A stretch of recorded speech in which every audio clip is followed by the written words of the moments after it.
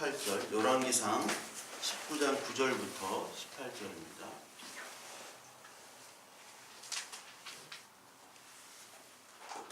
교독하겠습니다. 제가 한 절을 읽고 여러분들이 한 절 읽을게요.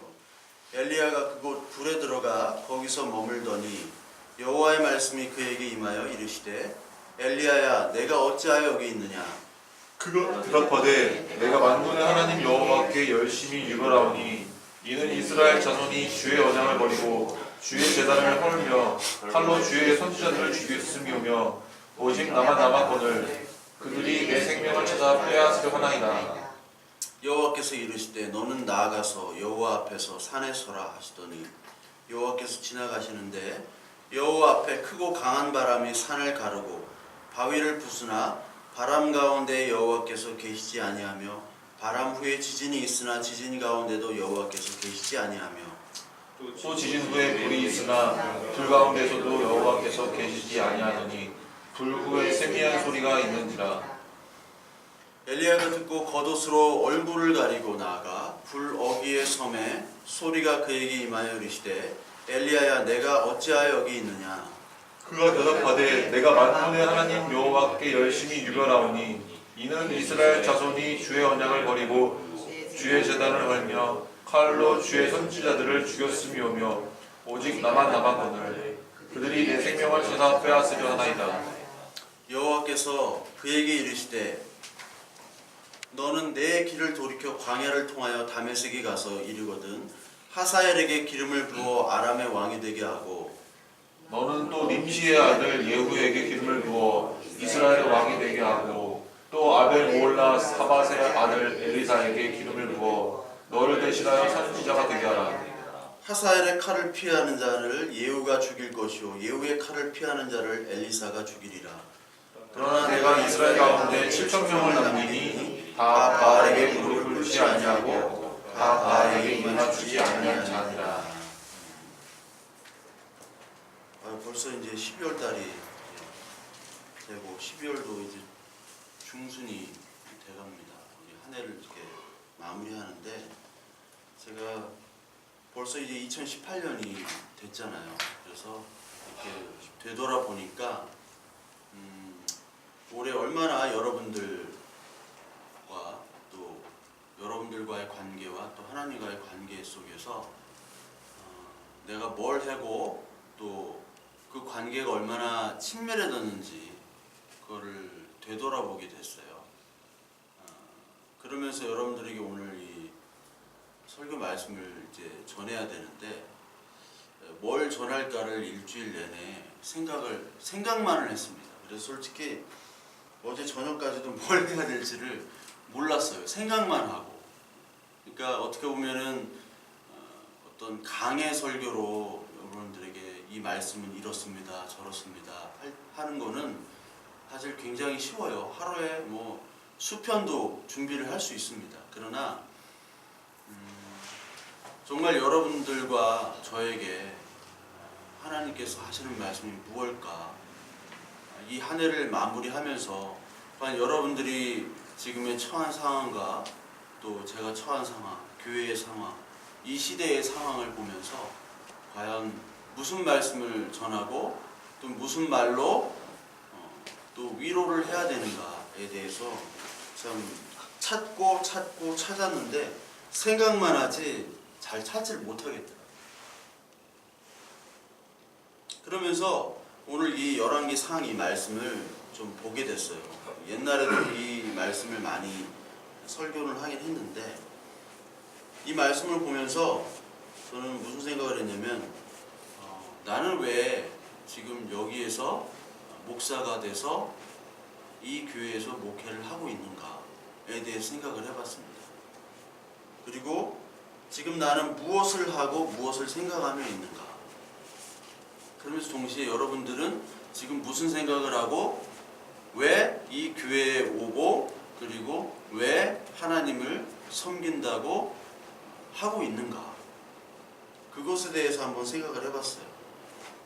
여러분들 잘 아시다시피 하나님과 우리와의 관계는 거룩의 관계죠. 거룩. 그러니까 내가 거룩하니 너희도 거룩하라 이런 말씀을 하셨어요. 그게 뭐냐면 세상과 여러분들 잘 알다시피 구분된다는 뜻이죠. 거룩이란 말이. 세상은 누구를 예배합니까? 자기 자신을 예배하는 거예요. 자기 자신을 위해서 하는 겁니다. 그래서 시간과 돈과 자기의 건강 모든 것들이 다 자기 중심으로 돌아가는 겁니다. 그러나 하나님과 우리와의 관계 속에서는 거룩이기 때문에 세상과 달라지는 거죠. 즉 하나님 중심으로 되는 거죠. 내 몸과 내 마음, 내 재산, 그리고 나의 시간도 다 하나님 거예요. 오늘도 예배 시간에 여러분들이 와서 지금 이 시간에 있다는 것 자체가 내 시간이 아니라 하나님께 내 시간을 드린다는 거죠. 그리고 헌금, 봉사 마찬가지죠. 이건 내 것이 아닙니다라고 고백하는 겁니다.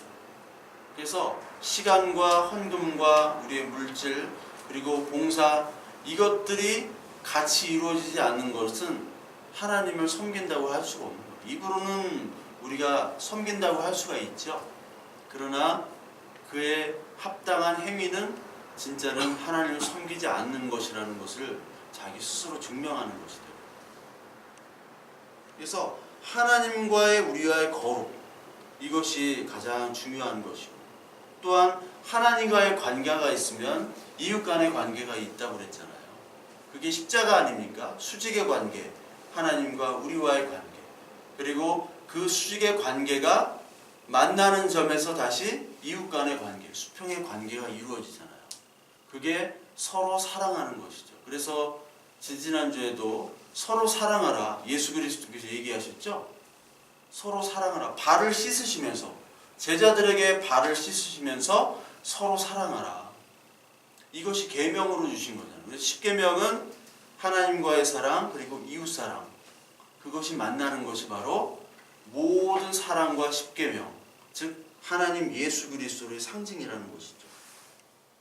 그거를 볼 때 제가 제 자신을 이렇게 볼 때 시간이 가면 갈수록 왜 이렇게 하나님과의 거룩 그리고 여러분들의 사랑 이것들이 어디서부터 잘못됐을까? 왜 자꾸 식어갈까? 그런 생각이 자꾸 드는 거예요. 지식적으로는 뭐 막 이렇게 얘기를 할 수가 있어요. 그런 거 좋아하거든요. 그런데 그게 목회가 아니잖아요. 직접 돌아보고 그들의 희로애락을 같이 공감하면서 제가 여러분들에게 일주일 동안 어떻게 살았는지 그리고 일주일 동안 지내면서 같이 돌아보고 신방도 하고 그러려고 늘 생각하는데 그게 잘 안 되는 거예요. 왜 그게 잘 안 될까? 결국은 내가 여러분들에 대한 사랑이 없구나라는 것을 스스로 고백하게 되더라고요. 1년 동안 이렇게 지내보니까 2018년도를 되돌아보면서 아 정말 내게 여러분들에 대한 사랑이 없구나. 그렇다면 하나님과의 관계는 내가 하나님을 정말 사랑하고 하나님이 나를 사랑해 주시는 그 은혜를 내가 정말 알고 있을까? 그거를 다시 생각하게 되는 거예요. 여러분 계시록 2장을 보게 되면요. 2장 4절에서 5절을 보면 에베소 교회에게 하나님이 얘기를 하시죠. 책망을 하십니다. 뭐를 책망하시냐면 어디서 첫사랑이 떨어졌는지를 생각하고 회개하라는 거예요. 네가 언제 어디서부터 그렇게 마음이 변했는지를 생각하고 회개하라고 교회에게 직접적으로 말씀을 하고 계세요. 그러니까 저와 여러분들이 늘 생각해야 되는 것은 하나님과의 관계가 늘 밀접할 수는 없잖아요. 그리고 이웃 간의 관계도 늘 밀접할 수 없잖아요. 늘 하나님께서 주시는 이 사랑이 어떻게 돼가고 있는지를 생각하라는 겁니다. 그래서 이 생각하게 만드는 것이 하나님의 은혜고 그것이 바로 하나님의 역사인데 그걸 생각하고 싶지도 않고 생각하려고조차 하지 않는 나의 모습을 또한 발견하게 되는 거죠. 제가 이번 주에 어떤 자매한테 간만에 좀 연락이 왔어요. 이 자매는 여기는 살지 않고 안양에 사는데 같이 청년부 생활을 했던 자매입니다. 근데 이 자매가 이제 청년부 생활 같이 할 때 청년들이 무슨 돈이 있겠어요. 다 대학생들 때. 근데 이 자매는 이제 차를 타고 다녔어요. 차 종은 그렇고 그 담임 목사님, 그때 담임 목사님과 같은 차를 타고 다녔어요. 이 자매가. 그리고 의대생입니다. 의대생에 집도 이제 부유했어요. 근데 이 자매가 지속적으로 저랑은 연락을 하거든요. 계속 그 이후에도. 근데 이 자매가 지금은 형편이 굉장히 어렵습니다. 그리고 의대도 졸업을 하질 못했어요.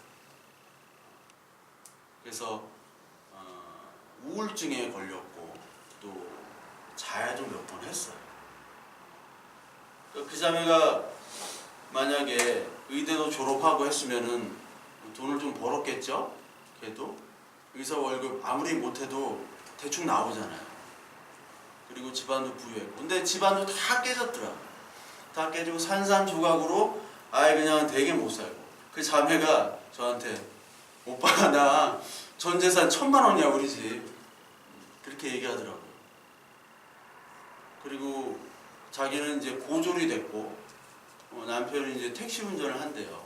그 남편도 몸이 안 좋고 자기도 몸이 안 좋고. 2년 전인가 제가 안양에 한번 갔을 때 야 너 뭐 먹고 싶냐 그러니까 떡볶이가 먹고 싶대. 떡볶이가. 야 저 떡볶이 말고 마 좀 이렇게 좀 좋은 거 사줄게. 그래서 같이 밥을 먹었는데 그 자매가 전화로 저한테 얘기를 하더라고요. 자기가 예전에는 이렇게 가난한 사람들이 많은 줄 몰랐다는 거예요. 가난한 사람. 근데 지금 보니까 세상에 가난한 사람이 너무너무 많다는 거예요. 그러면서 저에게 뭐라고 얘기하냐면 오빠는 되게 부자래. 오빠는 되게 부자래. 야 내가 뭐가 부자냐 임마. 그러니까 아파트에 살지 않니? 걔도 아파트에 살았어요. 집이 뭐 세 채인가 네 채인가 있었고. 아니 대학생 때 과외하고 의대생이고. 아니 담임 목사님이랑 차를 똑같이 타고 다녔다니까. 똑같은 차를. 물론 담임 목사님이 그 차가 그렇게 좋은 차는 아니었지만 그래도 다 걸어 다닐 때. 그런데 아파트에 산대. 아니 너 왜 이렇게 바뀌었냐? 그러니까 하나님이 이렇게 나를 바꾸게 하셨다는 거야. 옛날에 막 자해하고 우울증 걸리고 막 그랬던 게 인생을 거의 다 포기하려고 했는데 지금은 어떻게 살아났잖아요. 그러면서 의식주가 해결이 좀 어려우니까 정말 하나님의 은혜도 없어지는 것 같더라. 이렇게 얘기하면서 동시에 하는 게 그래도 하나님이 나에게 너무나 큰 변화와 은혜를 주셨다는 거예요. 그것에 너무너무 감사한데요. 그 친구가. 그러면서 지금은 그 실용음악과를 가려고 준비를 한다고 하더라고요. 자기는 대학을 가고 싶다고. 야, 의대 준비하면 안 되냐? 그러니까 지금 머리가 안 돌아갔대. 실용음악과. 그 친구가 이제 반주도 잘했거든요. 이쪽에 살면 좀 데려왔으면 좋겠는데. 반주자를 우리가 구하잖아요. 어? 백업 반주자를 우리가 구하고 있는데. 백업이 아니죠. 백업이 아닌가? 네. 그러니까 우리가 그 친구의 고백을 통해서 보면요. 하나님이 어려움 속에서 다른 것을 찾게 하시고 그리고 하나님이 주시는 그 은혜를 경험케 하신다는 거죠. 경험케. 그러니까 그 친구랑 통화를 하면 야 내가 정말 부자구나. 아파트에 사는구나. 그리고 그 자매를 보면서 내가 감사하지 못했던 것 그리고 하나님께 정말 같이 하나님이 주시는 그 은혜를 누리지 못한 것들을 반성하게 되고 그 자매가 하는 그 고백들이 정말 귀한 고백임을 깨닫게 되더라고요. 그래서 그 어려움 속에서도 정말 포기하고 싶을 때가 많았어요. 그 자매도. 다 뭐 교회고 뭐고 그냥 다 집어치우고 다 아무것도 하고 싶지 않다. 그럴 때 하나님께 간구하고 기도하고 이거 마지막 기도입니다. 하나님. 이 마지막 기도하고 이제 나 이제 교회 안 나가고 하나님 안 믿을래요. 할 때 꼭 그렇게 응답을 해주시고 환경도 변하게 해주시지만 환경이 변하지 않더라도 하나님께서 주시는 은혜로 말미암아 그 마음이 바뀌어지고 그리고 그 상태가 평온하게 된대요. 이게 바로 하나님의 은혜에 경험하는 것이에요. 그렇다면 우리는 정말 무엇 때문에 살아가고 무엇 때문에 고민하고 무엇 때문에 걱정하는가? 우리는 다 돈 걱정, 건강 걱정, 그리고 여러 가지 우리의 환경에 대해서 걱정을 하잖아요. 그렇죠? 이것도 해야 되고 저것도 해야 되는데 왜 내 마음대로 풀리지 않을까? 그런데 정말 일이 안 되고 풀리지 않는 사람들, 그 사람들에게 임하는 그 기쁨과 하나님의 은혜를 우리는 경험을 못할 수가 있다. 이거는요, 이슬람이나 힌두교만도 못할 수가 있어요. 여러분, 이슬람이나 힌두교 같은 사람들은 자기의 만족을 합니다. 자기 만족을 해요. 이슬람은 인샬라 하면 끝나요. 그냥 인샬라. 알라의 뜻이에요. 거긴 절대 주권이에요. 절대 주권. 알라가 그렇게 살라고 하면 사는 거예요. 행복하게. 근데 힌두교는 더해요. 힌두교는 무한긍정이에요. 여러분. 힌두교는 이렇게 윤회잖아요. 윤회고 윤회인데 이제 힌두교에서 윤회를 끊기 위해서 이제 불교가 나온 건데, 오늘 내가 이렇게 살고 있어요. 그러면은 오늘은 이렇게 살지만 죽어서는 더 나은 삶을 기대를 하는 거란 말이에요. 그 사람들.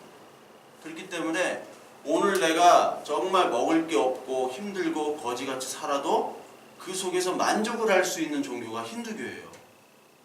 만족을 할 수 있는 종교. 그래서 힌두교 사람들은 다 거지같이 하고 다니는 사람들이 많죠. 그런데 저 사람도 어떻게 살지 하는데 그 사람들에게 물어보면 행복하대요. 정신이 나간 거예요. 행복하대요. 국어를 해요. 국어를 하는데 행복하대요. 왜?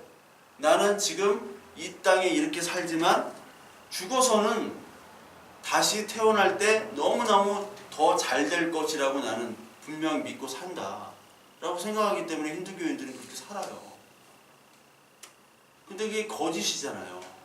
근데 우리는 참 복음을 가지고 있음에도 우리는 왜 이렇게 다른 사람과 비교, 불평불만하고 상대적인 그런 박탈감을 가지고 살아갈까? 아니, 교인이라고 하면서 왜 살아갈까? 왜냐면 진정한 하나님의 은혜를 맛보질 못해서 그래요. 저와 여러분들이 올해도 기도하고 계속해서 기도해야 될 것이 바로 뭐냐면, 하나님께서 주시는 이 절대적인, 상대적인 것이 아니라 절대적인 은혜와 그 기쁨, 거기서 오는 샬롬이라는 게 있잖아요. 샬롬, 평안함. 그거를 나에게 허락해 주세요. 그 자매는요, 옛날에 차 타고 다녔는데 지금은 걸어 다녀요. 아니, 대학생 때 15, 16년 전에 차를 타고 다니고 그랬는데 지금은 걸어 다니고 전 재산이 1,000만 원밖에 없대요.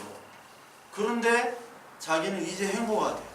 다시 목표가 생겼대. 자기는 찬양하고 반주하고 하는 게 너무 좋으니까 그쪽으로 하나님께서 열어주실 거를 믿는데, 야, 그럼 너 레슨 해야 되지 않느냐?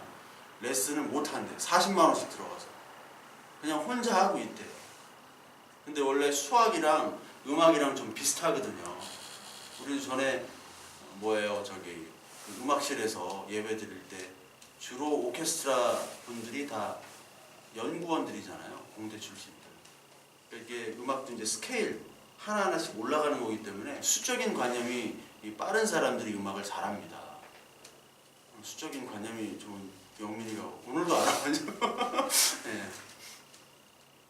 그래서 음악을 잘하기 때문에 너는 혼자 해도 충분하다. 뭐 좋은데 가기도 힘들겠지만 그냥 아무데나 가라. 근데 그렇게 하니까 교회에서 그 학비를 대주겠다고 해가지고 그것도 하나의 응답이 되는 거잖아요. 그 작은 기쁨을, 그 작은 인도함을 그 친구는 계속해서 누리는 거예요. 예전엔 자기 힘으로 과외해가지고 자기 힘으로 차를 굴리고 막 그랬죠. 자기 힘으로 했어요. 근데 자기 힘이 다 빠지고 난 다음에는 그 친구는 이제 하나님밖에 의지할 게 없는 거예요. 나 몸도 아파요. 신랑도 몸 아픈데 택시 운전에 겨우 먹고 사는데 하나님 나는 진짜 이거 좀 하고 싶어요. 할 때 하나님이 위로를 주시고 힘을 주시고 길을 열어주시는 거거든요. 오늘 여러분 성경을 한번 봅시다. 성경을 보면요. 오늘 열왕기상 19장에 오늘 이 내용이 어떤 내용이냐면 엘리야가 열왕기상 18장에서 바알과 아세라 선지자 850명과 대결을 한 후에 이겼죠. 이기고 기손 강가에서 850명을 다 죽였어요. 그 소식을 들으니까 이세벨 여자 여왕 있죠. 여왕은 아니라 왕의 부인이죠.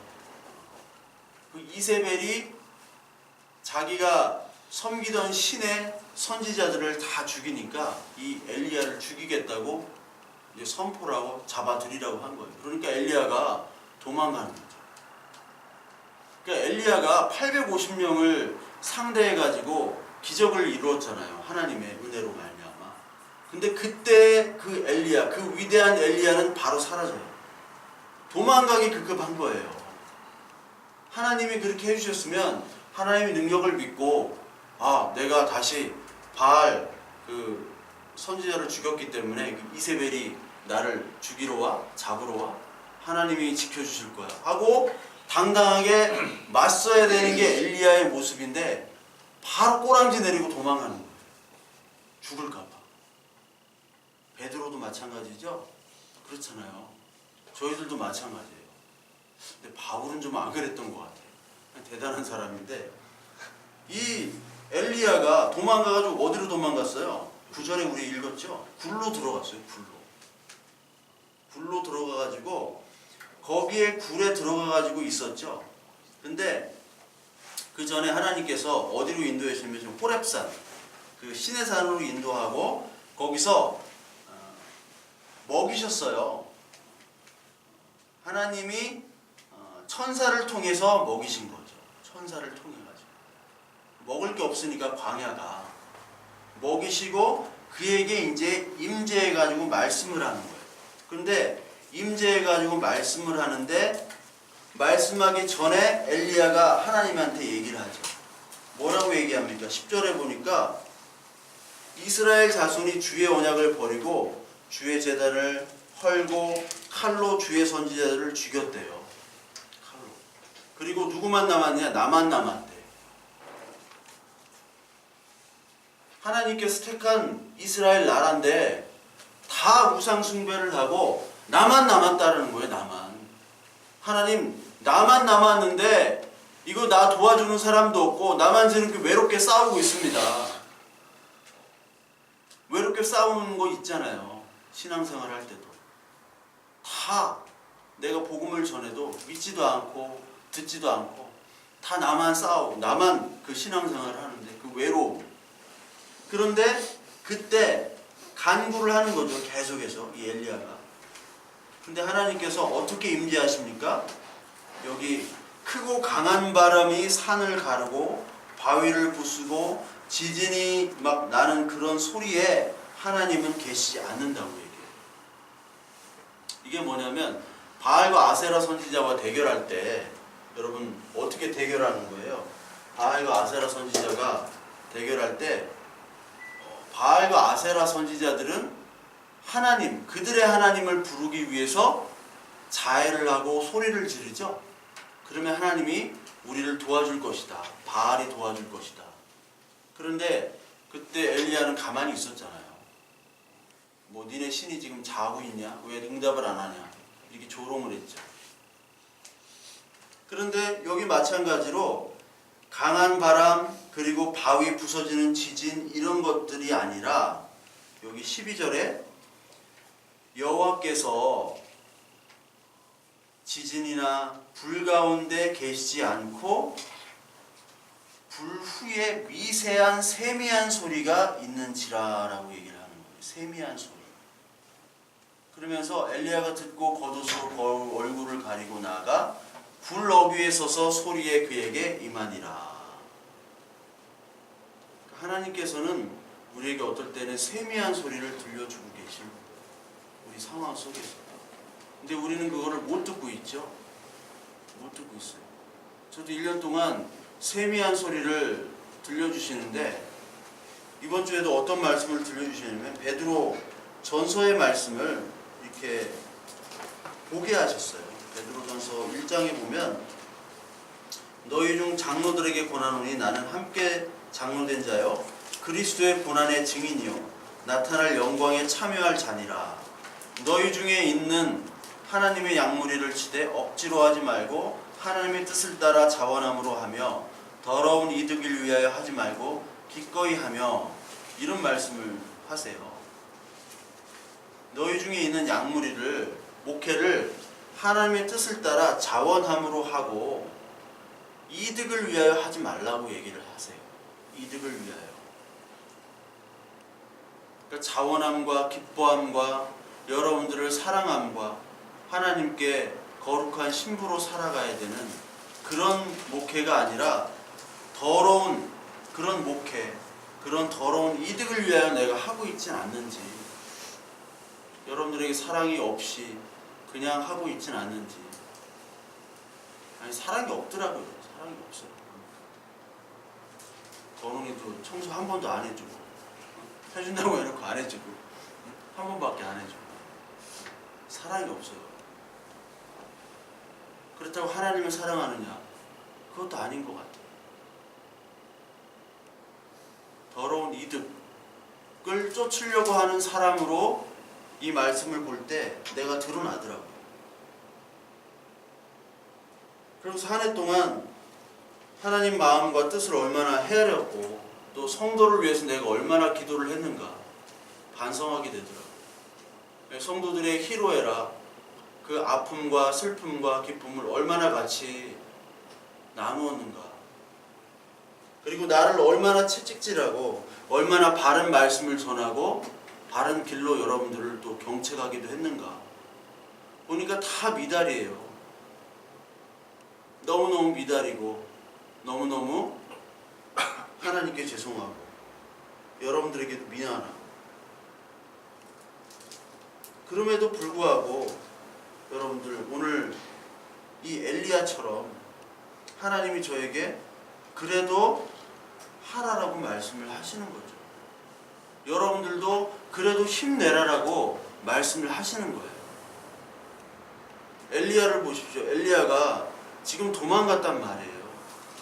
도망가서 하나님이 엘리야야 내가 말을 해주겠다. 너에게 말을 해주겠다. 이렇게 얘기하시면서 엘리야에게 말씀하시죠. 근데 어떤 말씀을 하시냐면 15절부터 18절까지 다른 말씀은 그렇게 안 하시고 다메섹에 가서 하사엘에게 기름을 부어라. 아람 왕이 되게 해라. 그리고 예후에게 기름을 부어라. 그리고 엘리사에게 기름을 부어라. 이렇게 얘기를 하십니다. 하나님은요, 우리에게 우리가 도망가고 우리가 정말 하나님의 명령을 거역하고 그럴 때 있죠? 그럴 때 하나님께서 어떻게 또 경책도 하시자면 위로를 해주시냐면 하나님께서 그냥 주시는 것이 아니라 일도 같이 주세요. 가장 간단한 일들. 일단 굴로 가고 광야로 가니까 먹을 게 없잖아요. 그때 먹을 것을 주십니다. 광야에서. 그리고 먹을 것만 주시는 것이 아니라 이제 좀 회복이 됐을 때 하나님께서 가장 간단한 일을 우리에게 주세요. 우리 청년들이 일이 없다고 힘들어 하잖아요. 그렇죠? 취업 때문에. 그것 때문에 예배도 힘들어지고 하나님과의 관계도 힘들어지고 옆에 사람을 돌아볼 그런 여력이 없는 경우가 많이 있습니다.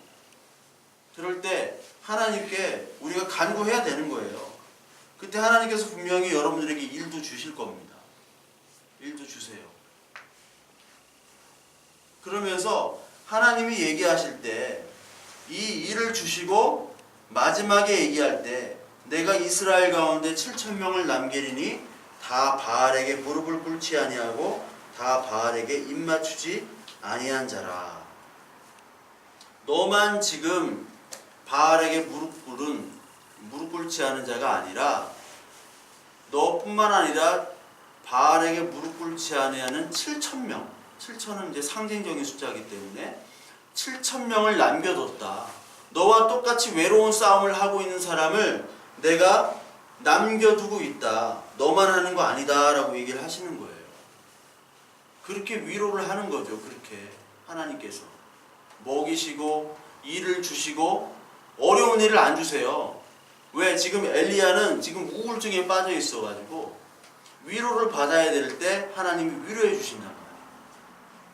그와 동시에 어느 정도 회복이 됐을 때 하나님께서 일을 허락하시고 사명을 또한 주시고 동시에 엘리야의 그런 간구에 답을 해주시는 분이랍니다. 여러분 이해 안 될 때 많죠. 하나님 왜 나를 이렇게 하십니까? 왜 이렇게 고난에 빠지게 하십니까? 그때 하나님께서는 분명히 답이 있긴 있어요. 근데 그 답이 언제 어떻게 올지는 모릅니다. 다 각가지 달라요. 사람마다 다 하나님께서 임하시는 방법들이 그 대답들이 다 다릅니다. 그러나 분명히 하나님께서 답을 주십니다. 너뿐만 아니라 지금 이렇게 고난받고 있는 사람들 7,000명이 더 있어. 그리고 나는 분명히 너를 위로해 줄 거야.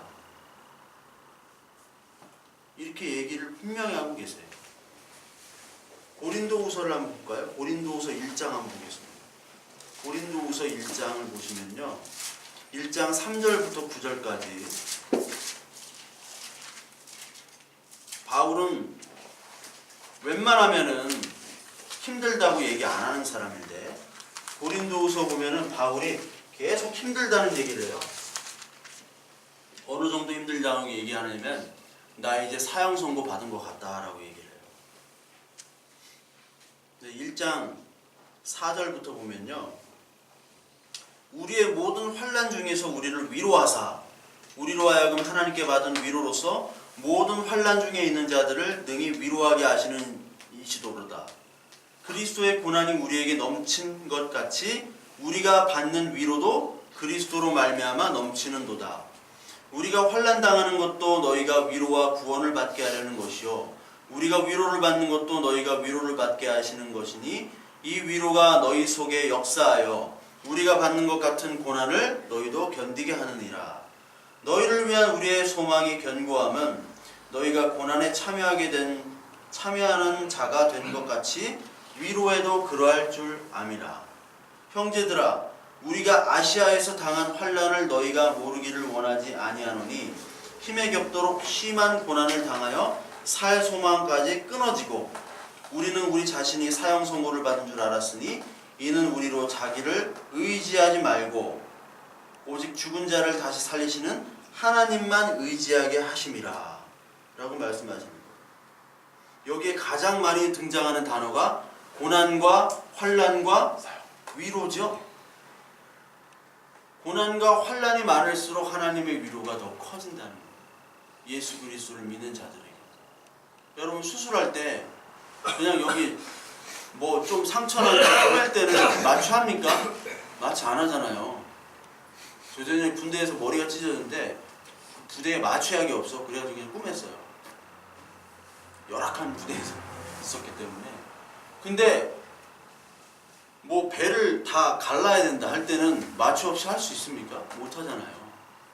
아주 큰 고난과 환난이 올 때는 더 센 마취약을 투입을 해야 돼요.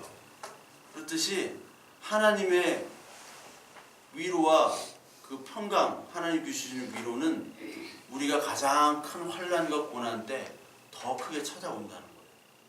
바울이 그랬어요. 바울이. 여기 바울이 왜 이렇게 사형 선고를 받은 것처럼 이렇게 힘들게 했는데 그 마지막 고백은 뭐예요? 이는 우리로 자기를 의지하지 말고 오직 죽은 자를 다시 살리시는 하나님만 의지하게 하심이라. 자기를 의지하지 말고 하나님만 의지한다. 이게 바로 뭐냐면 상황, 보여지는 상황을 의지하지 말고 말씀만을 의지하라는 거예요. 말씀만을. 보여지는 상황과 말씀. 전에도 설교를 했었죠. 상황이 중요하냐? 말씀이 중요하냐? 근데 우리는 다 상황을 붙잡는단 말이에요. 상황이라는 것은 보여지는 거란 말이죠. 그리고 사람의 주목하는 것이 바로 상황입니다. 그래서 상황을 막 변화시키는 것을 사람들은 좋아해요. 개혁하고 변화하자. 가장 상황이 많이 벌어지는 나라가 한국이잖아요. 전 세계에서 가장 빠르게 변하고 그리고 역동적으로 이렇게 이루어지는 그 사회가 바로 한국이에요. 한국. 유럽이나 미국이나 뭐 남미나 아프리카나 10년 전이나 20년 전이나 50년 전이나 똑같아요. 그 거리와 건물이. 근데 한국은 10년만 지나도 어디가 어딘지 몰라요. 하도 개발을 해가지고. 변화하는 걸 사람들은 좋아합니다. 여러분 환란, 여기 바울이 환란 얘기했는데 이 시대 현대인들의 가장 큰 환란은요, 단조로움입니다. 재미없음이에요. 재미없음. 여러분 이스라엘이 광야로 인도했잖아요. 하나님이 이스라엘을 광야로 인도한 후에 광야를 생활할 때 이스라엘이 가장 견디기 힘들었던 게 뭘까요? 밥이 없어가지고 밥은 뭐 만나를 주셨잖아요. 가끔씩 메추라기 고기도 주시고. 그러니까 뭐 풀이 없어가지고 비타민이 부족할 수도 있었을 거예요. 뭐 비타민 부족하고 풀이 없어가지고 변비 걸리는 환자들도 있었을 거예요. 근데 가장 힘들고 어려웠던 것은 광야이기 때문에 심심한 거예요. 심심. 여러분 세상이 심심하면은 살맛이 납니까? 나 요즘 심심해서 살맛 없어. 살맛 나질 않아. 뭔가 재밌어야 되는데. 제가 독일 뒤셀도르프라는 데 가가지고 한인들 모임, 한인 모임이면서 그 저 유럽, 영국부터 해가지고 다 저기 뭐죠? 입양한 친구들 있죠? 입양된 그 해외 입양아들을 초청해서 한인들이 뭐 이렇게 하는 게 있었어요. 뒤셀도르프라는 도시에서. 그래서 이제 외삼촌이 이제 거기 뭘 맡아가지고 저도 이제 따라갔어요. 따라가니까 입양아들이 이제 다 있더라고요. 한국에서 오는. 근데 거기서 사회 보는 사람이 뭐라고 얘기하냐면 한국은 재미있는 지옥입니다. 이렇게 얘기하더라고요. 한국. 그 사람이 독일로 온 지 한 2, 3년밖에 안 됐어요. 근데 독일은 참 재미없는 천국이에요. 이렇게 얘기해요. 진짜 천국이더라고요. 독일은. 뭐 잘 돼 있어요. 돈이 없어도요. 내가 하고 싶은 것들을 다 배울 수 있습니다. 돈이 없어도. 초등학교 때. 너 뭐 하고 싶어? 그래 해. 뭐 하고 싶어? 다 해요. 동네 수영장이 기가 막혀요. 그리고 옛날에는 그 CGV가 우리나라 없었잖아요. 다 극장이었잖아요. 근데 제가 2000년도에 독일 처음 가니까 거기 CGV가 있죠. 뭐 커플석도 있고 막 그렇게 다 있어. 사촌 동생이랑 가서 영화를 보는데 와 우리나라로 이런 게 됐으면 좋겠다 하자마자 우리나라에 도입이 되더라고요. 근데 한국은 재미있는 지옥이고 독일은 재미없는 천국이래요. 그러니까 만약에 한국 사람이 독일 가면 진짜 심심해요. 그럼 저도 독일에서 한 3달 동안 있었는데 너무너무 심심해. 딱 저녁이 딱 해가 지면요 사람이 안 다녀요. 독일도 그 정도인데 여러분 핀란드, 스웨덴, 노르웨이, 북유럽은요 아예 사람 구경을 할 수가 없어요. 해 떨어지면. 심심해요. 광야에서 뭐 놀거리가 있어요. 이집트 가보세요. 이집트. 애굽때 그 이스라엘 백성이 노예였지만 저녁에는 얼마나 그 화려한 도시 풍경들이 있습니까? 근데 광야는 아무것도 없어요. 재미가 없어요. 이게 가장 힘든 거예요. 가장 힘들어요. 너무나 이 환경에 변화에 길들여져 있는 우리들. 그래서 하나님은요 때론 우리들을 어떻게 처박아놓냐면 불 속에서 침묵하게 만드세요. 가만히 침묵 훈련도 하잖아요. 신학교에서 침묵 훈련도 합니다. 뭐 이틀 동안 말 한마디 하지 말래요. 그렇게 침묵 훈련을 하나님께서 하시는 거예요. 하게 하시는 거예요. 우리를. 왜? 상황과 보여주는 것이 아니라 하나님의 말씀. 그 세미한 음성을 좀 들어라. 이제는 좀 들어라. 내가 너의 주인이다. 내가 너를 위로한다. 너 환난 당했다고 계속 사람들과 비교하고 불평하고 불만하고 하나님 나 지금 왜 이렇게 일이 안 풀려요? 왜 이렇게 돈이 없어요? 그게 아니라 그 상황을 보지 말고 하나님의 말씀에 좀 주목해 볼래? 좀 그래야 되지 않겠니? 라고 오늘 저와 여러분들에게 얘기를 하시는 거예요.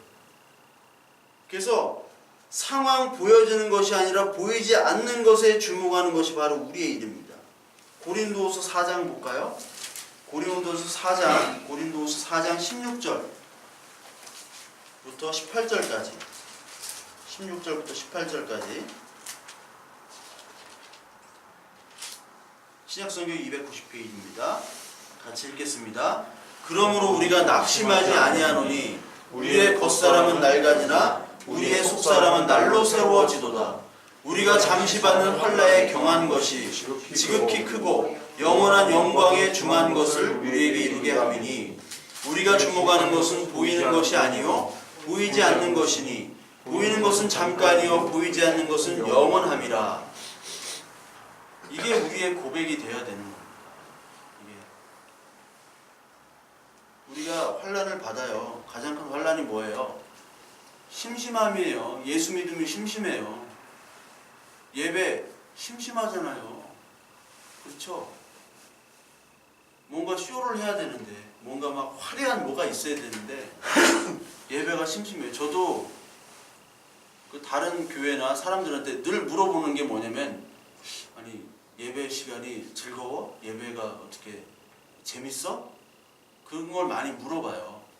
저희 식구한테도 물어보고 주변 사람들한테도 물어보고 동료 목회자들한테도 물어보고.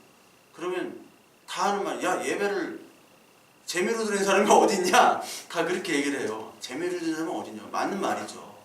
근데 너무 심심하잖아. 네? 어떨 때는. 근데 신앙생활이라는 게 어떻게 보면 광야 생활이잖아요.